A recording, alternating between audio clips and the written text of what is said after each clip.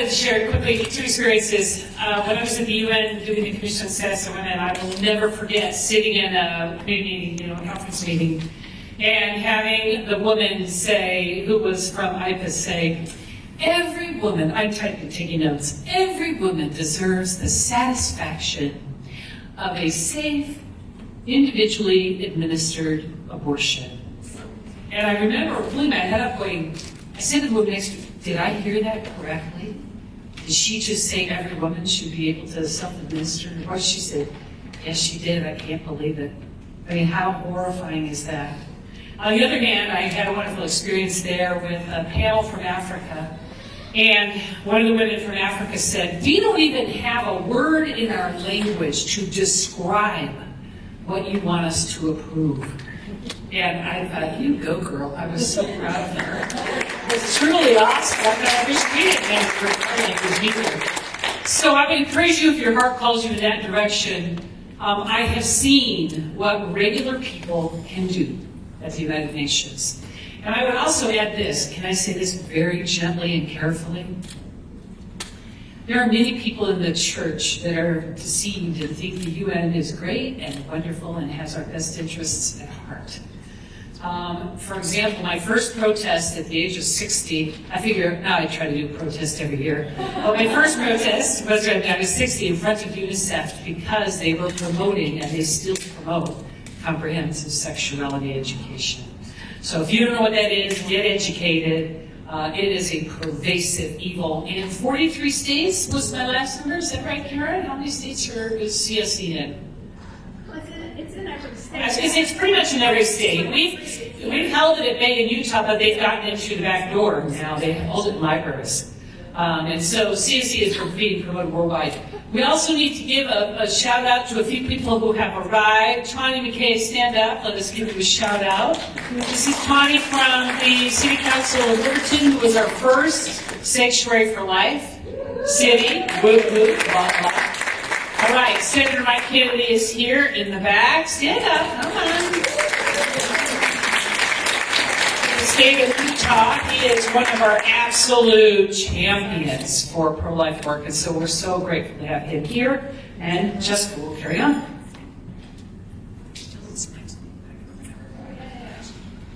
Okay, if you're following our program, we're going to do our Bright House sessions now.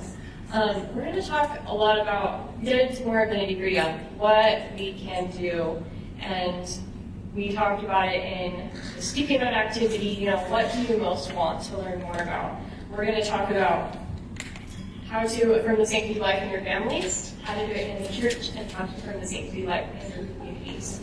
Before we jump in, we want to share this quote that actually Elder Murray already read this morning from Elder Anderson, who said, "What is our responsibility as peaceful disciples of Jesus Christ? Let us live God's commandments, teach them to our children, and share them with others who are willing to listen. Let us share our deep feelings about the sanctity of life with those who make decisions in society. They may not fully appreciate what we believe, but we pray that they will more fully understand why, for us, these decisions go well beyond just what a person wants for his or her own life." I hope that is inspiring to you. I've read that so many times, and it's been a conduit of a lot of revelation for me. So, I need you to raise your hand if you think you would most like to go with Suzanne. Do you understand that, Suzanne? To learn about how to affirm the sanctity of life in our families. Raise your hand if you think you want to go there. Guys, we're going to give the count. Raise your hand. We have to figure out what room you're going to go to. So we need to know how many are going to go there. Family, hands high. Family. Family. We affirm the sanctity of life in our family. Right there. Yes. Right there, here's Yeah. Okay. Yeah. family. Raise your hand. Family, raise your hands. Okay, got it. Okay, two. Oh, what have I done to contribute to pro-life work? Oh, this is exciting. Okay, my personal favorite right here, I donated. Sorry. What's this one say? I've done a lot for an anti-human trafficking. Boy, that shuts down, doesn't it? Shared on social media. Yay. Supported a mom and her baby. Love it. Hosted door-knocking activity at American Fork for Students for Life. Awesome. That's good. Hosted a Embrace Grace activity. Hosted a baby shower. I donate every month. participate on social media. I raised $500 and donated $700 worth of baby supplies to charities in Utah. Woohoo! I love it. I put stuff on tables and talk about it, Aaron. You're funny. I advertised this event in our YSA GroupMe thread, and my husband is the bishop. Sweet!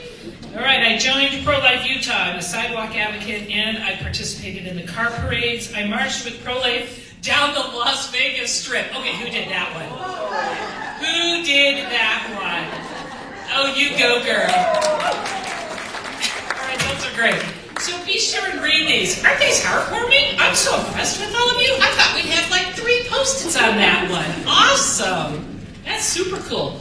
And finally, the last one was to prioritize what you feel you need support with, right? Yeah, number 3. Oh, we're on number 3? I lied. Number 3. Oh, sorry. No. We did that one. That's number 1. CD number 1. Number 1. Okay, put that down and reach around. Okay, what's number 3? Yeah, good, bad, and neutral. Oh, good, bad, and neutral. Thank you, man. What experiences have you had with the church? This is going to be a little sticky one, okay? Okay, this one's my favorite. I've had all. I've had all. Sharing my views, mostly positive. Usually when I have shared my views with church members in a public setting, the response is neutral, or them not wanting to engage with me on the issue. How many of you have talked about it in church and had the parting of the Red Sea when you left, right? It's just like, there she goes again, man. Yeah. All right. I have taught my family how a baby is fully developed at 7 weeks. Yes, I love that. Neutral experiences, positive experiences. Volunteering at the community event booth required me to talk with people and articulate my views. At first it was awkward, but as I spoke more, it became easier, and my efforts became clearer. Okay, United Nations has partnered with Planned Parenthood. The church is an official partner of the United Nations. How can the church say they are pro-life if they are partnered with pro-abortionists? Don't get me started on the UN. Okay, most members are pro-life, and I've had good experiences, mostly neutral experiences with members. They don't want to get involved or discuss controversial topics. Let me give you a couple talking points. How many of you have heard in the church, this is political? We shouldn't talk about it. I am here to testify. Satan has done a great job silencing the members of the Church of Jesus Christ of Latter-day Saints by attaching the word political. I remember a certain member of the area presidency who will remain nameless said, well, this is political, and I blasted him and said that, and then I said, we discuss church doctrine. And even though Satan tries to say it's political or it's controversial, we shouldn't talk about it, we will not be silenced in talking about the doctrine of the church. And he leaned back and said, I will never say that again. Isn't that good for you? You've learned, all right? That's what you say when people say it's political. You say, well, no, actually it's doctrinal. Right. Amen. Okay, prioritize what's most important to you. A, getting involved in the community. B, talking to my family. Or C, talking about this in a church setting. Okay, so we've got ABC, 1, 2, 3 in that order. A, C, D. Oh, this isn't going to be helpful, is it? Okay, I would like to start with the family, move on to those in church setting, and then into the community. Okay, that's a good one. Talk to family and friends about pro-life, and then donate more and go to baby showers and post more on social media. Teaching in a church setting, teaching my family, getting involved, and the same one as we had before. Okay, so it's looking like interesting. B, talking to my family is really kind of coalescing as the number 1, talking to my family. That's where it starts, doesn't it? Talking in our families. With our little itty-bitties all the way up. Thank you, that's good. All right. What's next? Oh, we're going to play the video. You waited, didn't you? You have been so excited. You've been texting people about this, saying, I'm about to be at a premiere event. They're so excited, they can't stand it. Okay, you ready? All right, let's do this. My passion for pro-life work began decades ago. I think like all of us, I have a love for these little ones in the womb and have been absolutely horrified by what was happening to them. I just couldn't understand how elective abortion has grown and been accepted by so many. With our understanding of the gospel, Latter-day Saints know that these are our brothers and sisters trying to come to earth to gain their physical bodies. I loved when the Proclamation on the Family came out and the Church of Jesus Christ of Latter-day Saints unequivocally said, "We affirm the sanctity of life and of its importance in God's eternal plan." People ask me how I could be involved in working to protect the preborn, and I respond, I want to be able to look at my children and grandchildren and say that I knew that this terrible evil was happening in the world, and I did something about it.